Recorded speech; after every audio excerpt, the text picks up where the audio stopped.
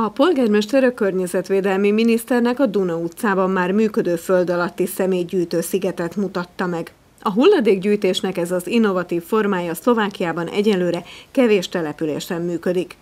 Dunajská streda jasne ukazuje, aký je trend v triedení odpadov a naozaj je to jedno z tých príkladných miest, kedy spôsob, ktorý implementujú pre občanov mesta je veľmi efektívny.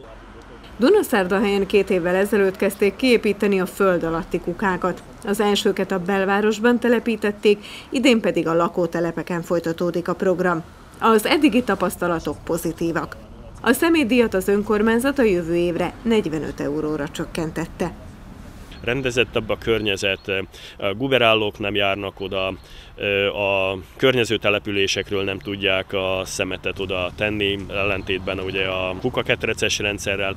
Gazdaságosság szempontjából is jó, mert míg a jelen esetben az 1100 literes műanyag konténereket 3-szor ürítetjük egy héten, addig ezt egy nagyobb űrtartalmú konténerbe gyűjtjük, 5 köbméteresbe, ami ennek fényében a frekvenciáját az ürítésnek csökkenti.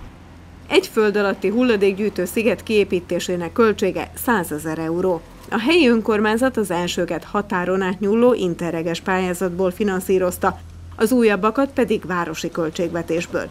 Hájos Zoltán Tomás Tarabával arról tárgyalt, hogy nagy segítséget jelentene az önkormányzatoknak, ha az állam rendszer szintű támogatást nyújtana erre a célra.